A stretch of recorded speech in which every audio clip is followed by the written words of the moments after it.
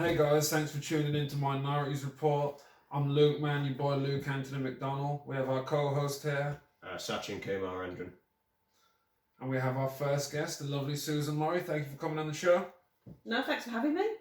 Excellent. So Susan's got a show coming up in the Leicester Comedy Festival. She's come through, she's going to plug that. We're going to talk about some other things, some current events, some media stuff. Welcome to the show. What's the name of your Leicester Comedy Festival show that's coming up? My show is called How Not to Die in a Plane Crash. Okay. When I saw the poster for the show, I assumed that you were previously like a flight hostess or something, just because it looks like that in the picture. But tell me the premise of you. Clearly, you don't know me at all.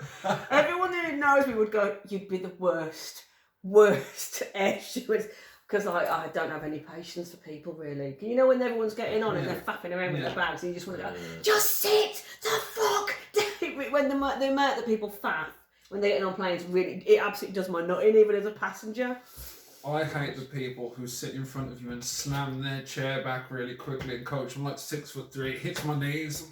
You must be going on some posh airlines, because the ones I go on, they don't even have the option. You can't even move it back. But no, I've never been an air stewardess, ever. And I wrote the show because I'm completely obsessed with air crash investigation. Okay. Have you seen the documentary? No, do tell. I love crazy. You've never seen it?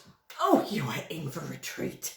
There's quite a few on YouTube. It's on Nat Geo, and it's basically documentary reenactments of plane crashes. Okay. It's so they're talking to like the investigators, and they're talking to survivors, and they're talking to eyewitnesses, and they put it all together, and they get this reenactment. And I'm really, really obsessed with it, to the point where I'm now convinced I'm going to die in a plane crash, because it's going to be like a self-fulfilling prophecy. And as everyone out, as people are freaking out about the plane crash, I'll be there going, right, I reckon that's happened and that's happened and that's happened, because I know about lots of reasons for plane crashes. And I'll be fantasising about air crash investigation and I wonder who's going to play my part. Do you have a favourite plane crash? Everybody's got a favourite. Oh, do you know what? Because I've watched, there's so many to choose from. I quite like the Gimli Glider, right? Gimli Glider was an Air Canada plane, and they cocked up the fuel in it because they were going from metric to imperial. Mm-hmm. Oh, that's a bad And the ground, Yeah, that's a bad one. Yeah, and the ground staff cocked up the maths, and then the pilots went to check it, and they cocked it up as well. So it was like it's always a chain of events, and basically, they realised they'd run out of fuel, and they were trying to work out where to divert to and how much fuel they had, because they can calculate, the rate of descent and all this stuff. They're all very good at this kind of stuff, apart from the fuel. And one of the pilots knew that there was a disused airfield, and they went, right, we're going to have to go to. It's called Gimli. So they went to this disused airfield, but it was being used for It was being used for drag racing, and they didn't know.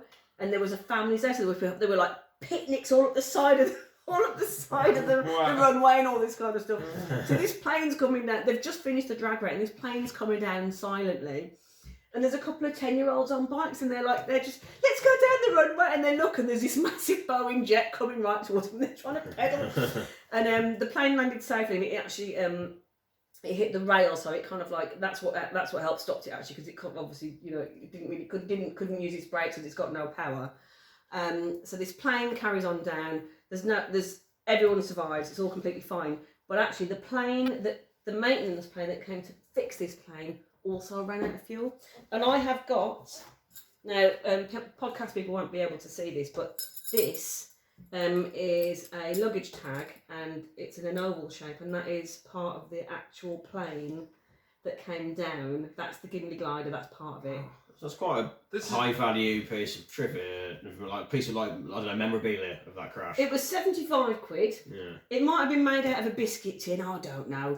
But that's my piece of, that's a bit of part of the Gimli Glider. That's interesting. That's like a nice obscure hobby. Some people are into like serial killer stuff or aliens, and this is like a nice niche genre of things to be interested in, like as a concept. When I saw the poster of your show, this was not what I thought it was about. So this is. What did you think it was about? I don't know. And I thought, did you used to be an air stewardess, and you were telling us stories of when you used to be an air? I saw some clips of you, but they weren't in relation to anything of that anyway. So I just thought, is this show about maybe prior to comedy? My life as an air hostess. No, it's about the fact I love a good plane crash. That's way more of an interesting premise than I originally thought it was. I'll be back with you, Mum. Keep going, guys. Yeah, no. So is it like an ongoing series of documentaries that you've seen from like one particular sort of, you see it was Nat Geo who do it? Yeah, but it's got about 20 series, and it's been translated. Yeah, because there's loads of plane crashes, isn't there? And it's been translated into loads of different languages. Okay. And if you like that kind of disaster, I think it's because it's always really good to know that there's someone out there having a much worse day than you. That's quite a good way of looking at it, actually. It's kind of. I love it. Don't you love a disaster? Yeah.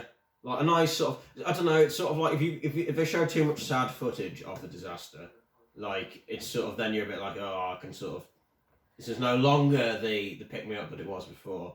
But yeah, I mean, it's I don't know, I think it's kind of it's always quite horrifying, but I think humans are kind of naturally drawn towards that kind of like, you know what I mean? Yeah. I think it's a kind of almost, it's kind of a fascination. Yeah, it is. It's a completely, you've hit the nail on the head. It's absolutely a morbid fascination. Because I always thought plane crashes were quite rare statistically. I heard loads of reassuring, I don't know, numbers from people going, oh, you're much more likely to pick by a car than you are to die in a plane crash. So I mean, when you say there's always plane crashes, and they've brought out dozens and dozens of series about all the most interesting plane crashes, is that because there are just a lot of flights, or is it a likelihood thing, or?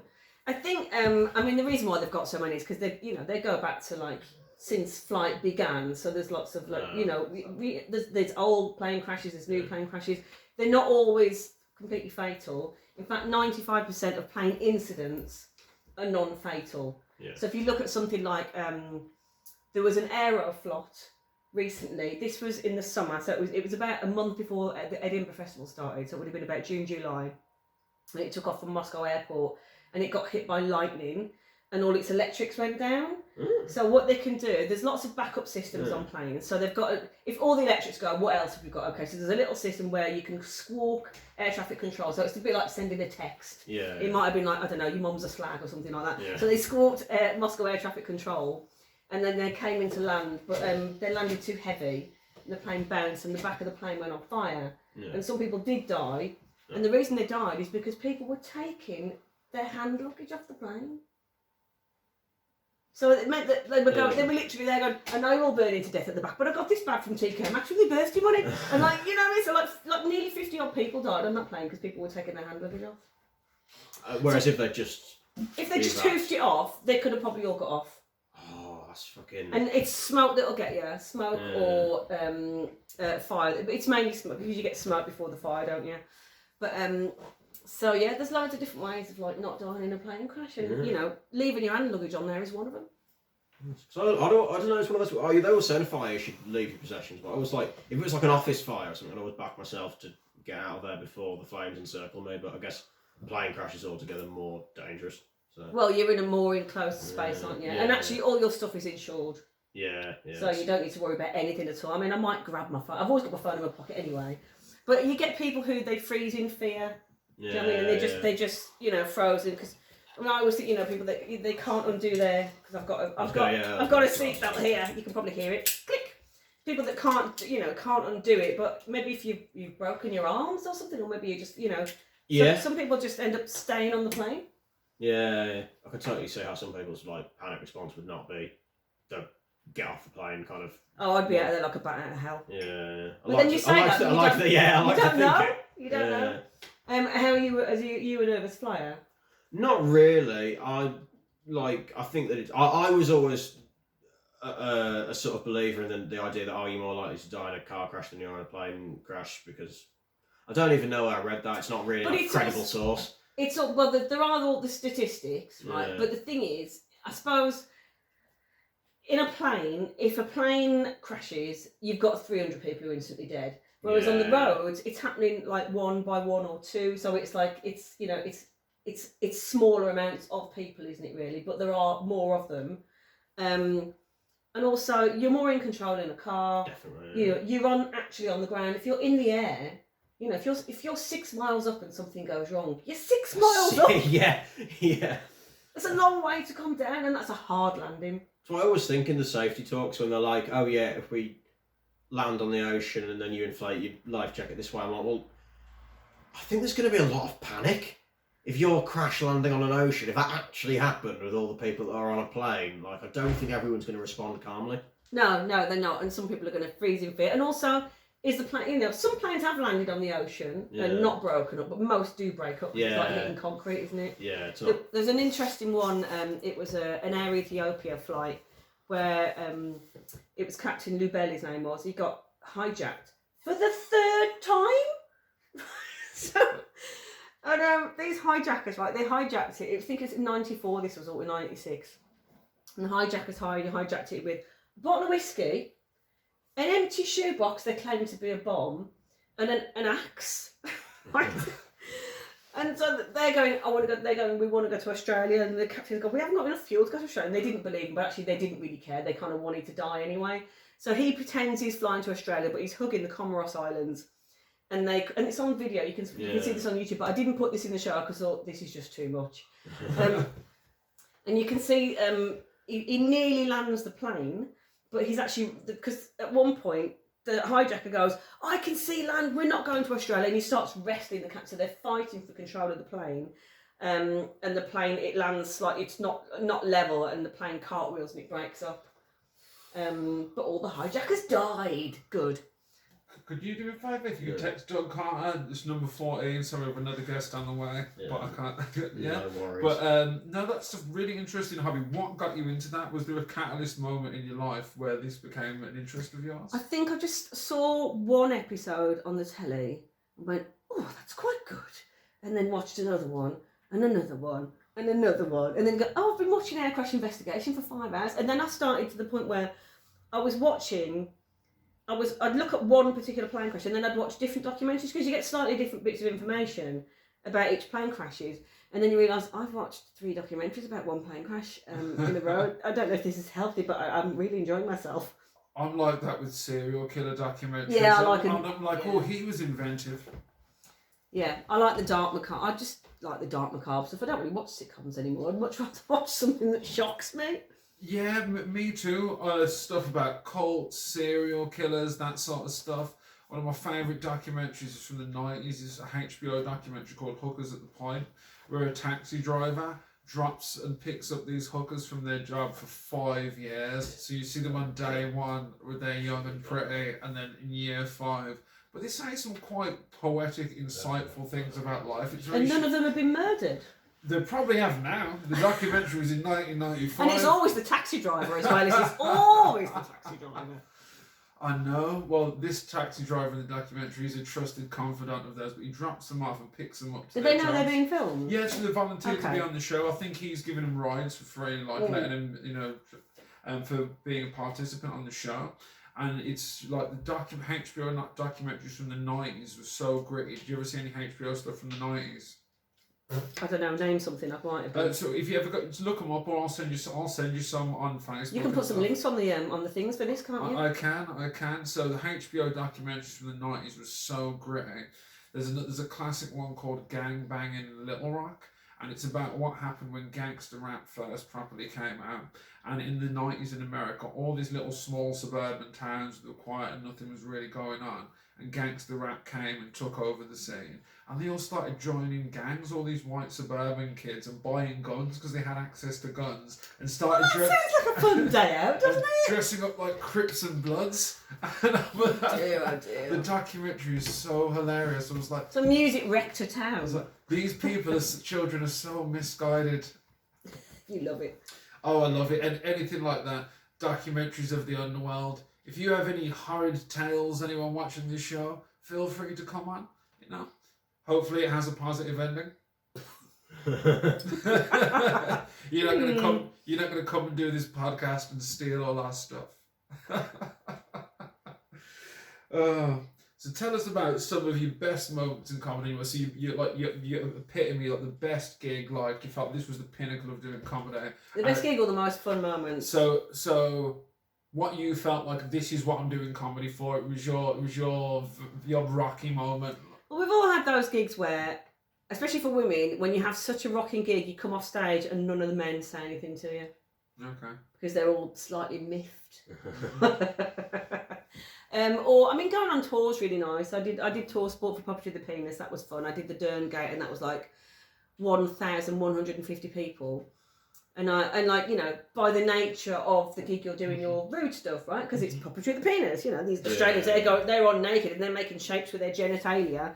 And apparently, I had a couple of walkouts because they were saying I was too rude, and I'm like, you're here to watch Puppetry the Penis? What do you think it was going to be? I'm not doing the Sermon on the Mount.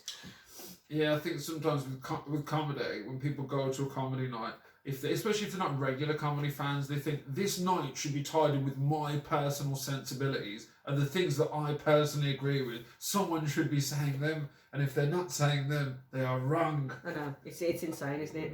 So, and I did tour sport for Daliso Chaponda last year. That was really nice because it was like big rooms that were all sold out, and you know, you're not having to you're not having to prove yourself in front of a bunch of coked up stag doos. So that's always that's refreshing, isn't it?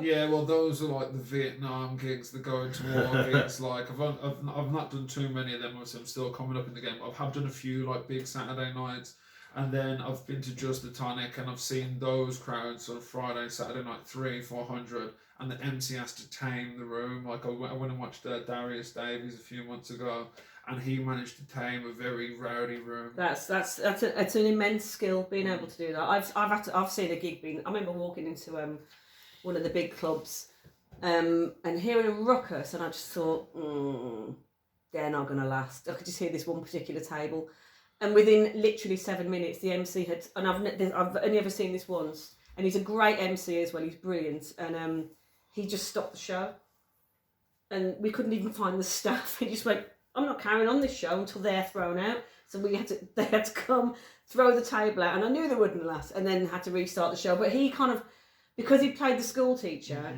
it meant that he suffered for the rest of the night. He was coming out with some great lines, and the audience were just like, no, you're the school teacher. Yeah. So it's really funny how audiences kind of react as one. But you know, you get some immense nights at this in this game. I had a gig in Newcastle, at the now defunct Hyena, and this guy was like heckling. He was really, really drunk, and he was like, I was going on a bit being single. He was going, I will marry you, not for a passport, you won't. And then that's a singer. And there was an Irish comic called Paddy. Oh, what's his surname? Not Paddy Lennox, Paddy Connell, something like that. I've not really seen him since. Maybe he's dead. I don't know. But this guy got up on stage with his bottle of champagne and his glass, right? And he tries to walk towards the MC. Well, the audience member this is. Yeah. I don't know how he got on the stage, but he actually stumbled back. Now the dressing room was just slightly to the side of the stage, but it was down some steps. So he walked, but he stumbled and then he fell down the steps of the dressing room. So he just kind of disappeared from view, and the whole room was just absolutely in bits. It was the funniest thing I've ever seen at any gig ever. But then like later on in the gig, the guy was still like, you know, he was still piping up, and then the MC was doing something about fighting, and then the guy goes, I will fight you, and he went, don't be ridiculous, you lost to the stairs. Oh god, it was just insane. So you do get some like really fun, you know, sometimes you get a fun night for all the wrong reasons. I worked with a couple of acts recently, and this one act, he's a good act, I'm not going to say his name, and it was this rough gig, like just on the south outskirts of London. I think it might be in Kent, it's always Kent, isn't it? And he absolutely died on his heart. The audience, they just didn't get him at all from the off. They literally just went and stared at him. And me and the other acts, it was one of the funniest things I've ever seen. You know, when your mate, you know they're good, but you know it's the audience. Yeah, it's just hysterical watching your mates die on their arse. Yeah, that happens sometimes. I've seen people who I think are amazing comics, and it's just not been their night, or it's just this audience, that's not what they're after sometimes. Yeah, sometimes it's just a misbooking, or, you know, it's... Sometimes you can't explain it. You know, when you're trying to do a gig or topsy after the gig, you know, what went wrong here, and you're trying to work out what you did wrong, or what was the room, you know, or what the MC did. It's sometimes you can't explain it. We were saying earlier in the conversation we were having, sometimes if a comic's sort of further away from home, especially depending on how established they are, they might misread the politics of a town. So their set and comedy might be based around a certain set of ideals, and they assume that everyone in the room is going to feel this way about this political thing. And then we've seen that go down, and it's like, oh, they misjudged this northern town, salt of the earth How town. different it is to like London or something. So you wouldn't put Nish Kumar in Blythe then? So I don't think I've shown you the poster yet. I did one in Hege last week. There's like this big Brexit Party celebration of the day poster on the venue wall, and I'm like, this is very different to like London. Like you wouldn't have like if London Comic comes up there, they're gonna just get like a baptism of fire. I think. Sometimes it's not even the town. Sometimes it can be because you can have like 2 different clubs in the same town, and it's just a different vibe in each, just depending on what kind of audience is attracted to that venue. Definitely, your lowbrow and your highbrow, and sometimes like I'd like a mix of both. Because sometimes I've got absolute filth jokes that only certain people they're going to allow themselves to laugh at publicly. Like other people might find, some people have come and said, "Oh, I like that joke," and I felt guilty about laughing at that joke. And I was like, "You shouldn't feel guilty." I was like, all of the people in that joke were completely fictional. I made them up for the purposes of the joke. Never let the truth get in the way of good routine. Indeed. Yeah. Have you had any audience members ever kick off with you, Sachin? Yeah, I had some geezer lodged a complaint with the organisers. I did a joke about, I think it sounds bad when you say out of context. Contextually, it was pretty good, but it was about the Ariana Grande terrorist attacks. And obviously, if you're a brown person, you say the word terrorist in a white town, that's a bit of like I think you're going to like spark the place up or whatever. So he lodged a complaint in the interval with the organisers. And this is like a £10 Friday night gig in a Holiday Inn in Corby. So I think I got paid more. I got paid £10 as a middle. So I thought you meant £10 to get in. I didn't realise that was your wage. Oh no, that's my wage. So when I say that he lodged a complaint with the organisers are sat at the same long table that I am sat at with the complimentary pizzas and stuff. It's that level of budget of gig. It's a corporate gig somehow, but this is presumably a corporation keen on punishing their staff with. So he came up and just like leered over the table and he's like, I don't know, he looked pretty hard, so I kind of meekly accepted his complaint, and now I only ever bring it out in situations like this where I'm like, we're sort of ridiculing him as a character when he isn't around. But that was something. I don't know. Like, have you ever had sort of like audiences complaining about you? Oh yeah, there was that walkout at the Dern Gate when it was Puppy the Penis. I suppose people they then tend not to bother to complain. They just leave. But I mean, I don't really get any walkouts anymore. I don't. Yeah. Yeah, I mean, the only people that really complain are my parents. You swear too much, Susan. I've had someone come and tell me off before. I was attempt to. I didn't take it very well, but I had someone attempt to, and he didn't want to, and his girlfriend made him. There was a guy, and his girlfriend and her friend were being very disruptive throughout the whole show, very disrespectful to all the acts. I got on, flamethrowed them a bit, and I thought, all right, back to doing comedy now.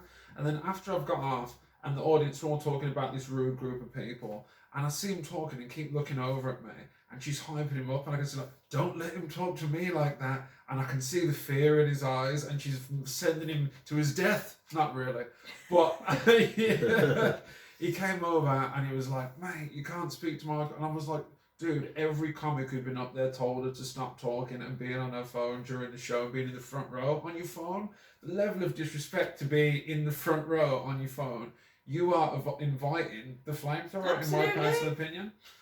God, I remember years and years ago, I did a gig in Weston-super-Mare. It was with Duncan Oakley and Mark Olver. Mark Olver was emceeing and I was on first, and it was a Christmas gig. That kind of says it all, doesn't it, really? Basically, if the audience won't know this, but Christmas gigs, someone at the firm has gone, I went to a comedy club the other week, it was really good, why don't we all go to comedy? So no one wants to go, no one's had to pay for it because it's all on the company credit card, so they haven't invested in the gig, so they're not interested, right? All they want to do is get pissed and, touch up some anthem accounts, that kind of thing. So I go to a Christmas party for... Yeah, she'd put a complaint in about you. So anyway, they were just horrible, right? And as me and Mark pass each other on the... Was I emceeing? Anyway, as we pass each other, we both said in a really loud voice, they're just cunts, aren't they? Yeah, they really are cunts. But we did it so that they could hear us, right? Deliberately so. So I did mine, really tough gig. Duncan did his, really tough gig. And then this one table left without paying. They literally, and it was a meal as well, so they'd literally done a runner. So we were upstairs, and there's bother going downstairs because you stayed upstairs at the gig. And there was literally a fight, and this audience member, he literally was nose to nose with Duncan Oakley. It was about to kick off. I've never seen anything like it, because they were just like, they couldn't believe that we thought they were terrible people. So it was a horrendous nightmare. We ended up going clubbing that night, right? So we're at this nightclub in Weston-super-Mare somewhere, and this bloke comes up to me and he said, excuse me, were you at that comedy night earlier? I went, yeah, I was actually. He went, I think we owe you an apology. I went, yeah, I think you do actually. So they'd obviously seen the error of their ways. Okay, some other interesting talking points from the random notebook. In a zombie apocalypse, out of 10, what would you rate your chances of survival? With your general knowledge, survival skills, fitness, I know you told me you're applying for another job, which might do some work which might require some fitness skills from yourself. How do you rate your survival in a post-apocalyptic zombie future? Now, I never watch zombie stuff because I think the dark macabre documentaries that I watch are horrifying enough. So I don't know anything about surviving a zombie apocalypse. And let's face it, it's not going to happen, is it? I think we are in a zombie apocalypse with Brexit. I mean, that's enough, isn't it? Do you know what I mean? And I'm going to survive Brexit by burying my head in the sand because I'm so sick of it all. I think it'll all be fine, personally. I think, things change every few decades. But with the zombie apocalypse stuff, I don't know, I was always interested in sort of dystopian future fantasy stuff. You're going to get that. Yeah, that's what you... So what would you give... Why don't you give me some survival tips for a zombie apocalypse? Okay. I can't even say the word. I was like, learning to drive would probably be a good one, so you can commandeer any vehicle. Have cardio from Zombieland. Yeah. You need to be able to keep cardio. Yeah. Right. I'm jogging at the moment. I can do that. Yeah. I'd say good interpersonal skills, so you can make trading relationships with people from other. I was say with the zombies. I was like, if anything, that's sort of like if you have bad interpersonal skills, I imagine the zombie apocalypse is probably like a good thing for you. Because doesn't matter that don't get on with the people in the office anymore. No. They're all dead. Yeah. But I can see what you're saying. Yeah.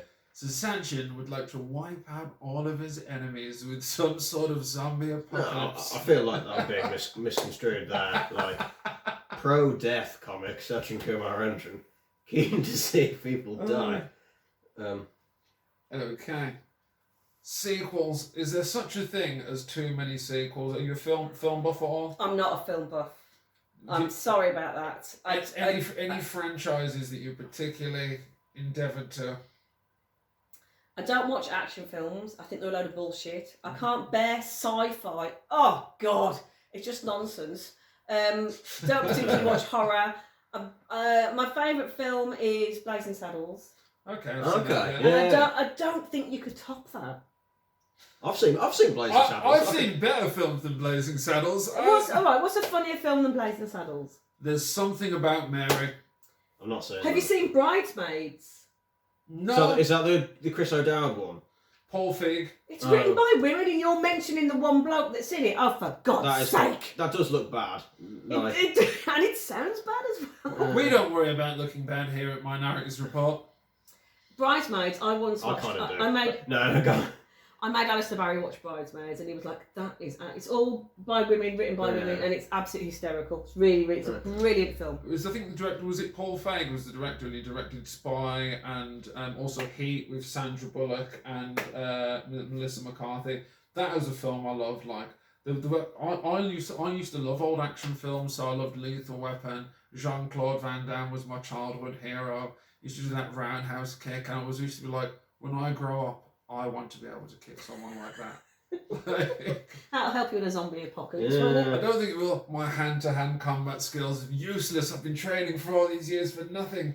Mauled to death by a pack of zombies. It doesn't really come in handy in real life, though, like a roundhouse kick. It's probably more useful in a zombie apocalypse than it would be just being a comedian. It's for show. Like a roundhouse kick would be really handy if you'd locked yourself out of your house and you just needed to boot the door in. Nah. I'd go for a front kick. Yeah, I think you can just get a locksmith though. Like, sure, it's not like the technology's come on a bit. You can. To be fair, once me and my mate Gay Richard, we locked ourselves out of our flat before we were living in London. Come back from a rave, and then he invited like half the club back to our flat. Like, and you haven't got the key. We'll have an after party. Oh my God! We've got to the flat. He's invited half of them. We haven't got the key, and we're trapped in the hallway in between the two doors. We've managed to get into the building, and there's like 20 of all these people from the club. I thought we're going to a party. And our friend, our Italian friend, she's on the other side of London with the key, and it's like a £50 taxi each way. But if you all chip in a fiver, that's all right. These strangers didn't want to chip in, they just wanted to come to see if they could get free drugs, which they wouldn't get because we didn't have any.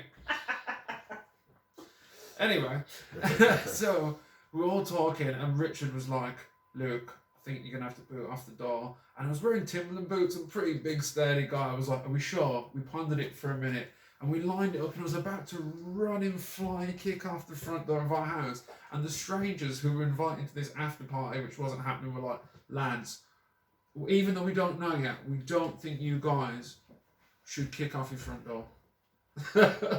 So we managed to get her over in a taxi, and a party was had. But then I was paralytically drunk and vomited, and I was out cold for most of the party, and I fell asleep next to my friend's hamsters in a pile of sawdust. There was nothing going on with the hamsters, I was just playing with them. And sawdust is always quite handy when you're vomiting and when you're unconscious, isn't it? At least it's soaking it up. And Nice. there was a video that I got shown, a despicable video from a chat group that I was in earlier. People had me to a lot of crazy chat groups.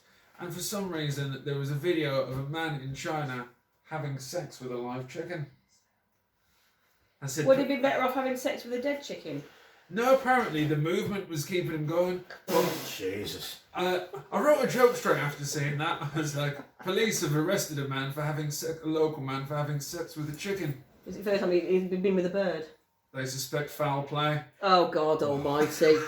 Is my dad just walked in the room? I don't normally do them kind of bits, but when I do, they're gold. They're not. I haven't road tested that yet. I was I watching. think we'll have to edit that bit out, don't you? I don't know. Test run, no edits, going out raw. To be fair, this is pre-recorded. In a few weeks, we're going to go out to live streams when we find out all the bugs. But indeed. So coming up in the game, who were your influences in comedy, or what influenced you to get into comedy? Was there a person where you just told you were funny? What was your sort of artist journey? I think for most comics in my age group, I think the main influence was the young ones. Okay. Because it came out when we were all like sort of like, you know, in our early teens, and it blew our minds. So yeah, Rick Mail, Ade Edmondson, and I grew up. Because my parents are Scottish, you know, I grew up watching like Billy Connolly, and you know, it was always Dave Allen on the telly, wasn't it? And we all loved that stuff when we were growing up. So I think that was kind of like one of the main things. And there was a young ones Q&A at the BFI. Was it last year? Went with a comedy promoter friend of mine, and it was the producer of, and it was Ade Edmondson, Lisa Mayer, a couple of other people. And there was a Q&A, and they were like, "Got any questions?" And I went, "Actually, I haven't got a question. I've just come to thank you on behalf of the comedy circuit, because you guys are the reason that most of us are doing comedy." I loved Bottom and the Young Ones. My uncle always used to show it me when I was little, because that was what he grew up with. And